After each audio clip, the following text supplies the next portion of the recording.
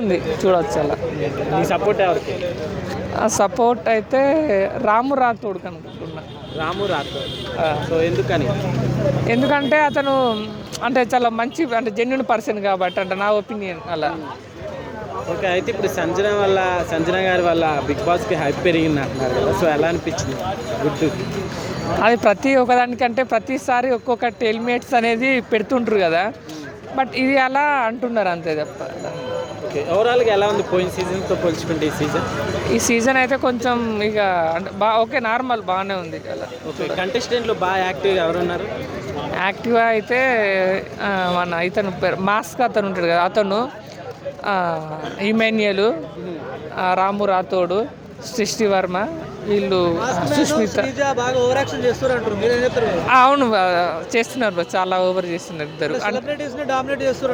అవునవును అదైతే కరెక్ట్. అంటే వాళ్ళు చాలా మంది అంటే వీళ్ళనే ఇప్పుడు జస్ట్ రామరాత్రి కూడా మనం చూసాం. ఎలా అంటే బట్టలు ఉతకడం కానీ అంటే ఉతకడం అంటే ఉతకాలి ఇంకా నువ్వు బాగా ఉతకాలి అని అలా అంటే ఓవర్ కాన్ఫిడెన్స్ చెప్తుంది అన్నట్టు. అలా ఎక్కువ మాట్లాడిందని అంటున్నారు, మీరేమంటారు? అవునా, చాలా ఎక్కువనే మాట్లాడుతుంది ఆమె ఉన్ను మాస్క్ అతను వాళ్ళిద్దరు. చాలా కామన్ మ్యాన్స్ లోపల సరిగ్గా అంటే ఆడట్లేదు, ఓవర్ చేస్తున్నారండి, మీ ఒపీనియన్ ఏంటి? అంటే నాకు తెలిసి ఇప్పుడు అంటే సెలబ్రిటీ కామన్ మ్యాన్స్ అని పెట్టారు కదా, కామన్ మ్యాన్ సెలబ్రిటీనే డామినేట్ చేసి వీళ్ళు ఉన్నారు ఇప్పుడైతే ప్రజెంట్ అయితే.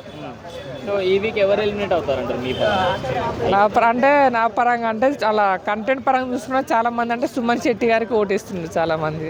ఓటు వేస్తున్నారు, ఎలిమినేట్ ఎవరు అవుతారు?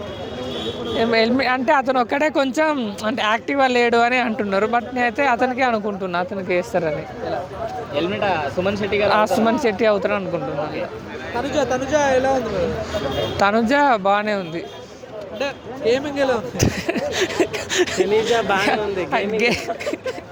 గేమింగ్ కూడా బాగానే ఉంది. సెలబ్రిటీస్ ఎక్కువగా బాగా పర్ఫార్మెన్స్ చేస్తున్నారు లేకపోతే కామనర్సా? అంటే చాలా మంది అయితే కామనర్సే కొంచెం చేస్తున్నారు ఎక్కువ.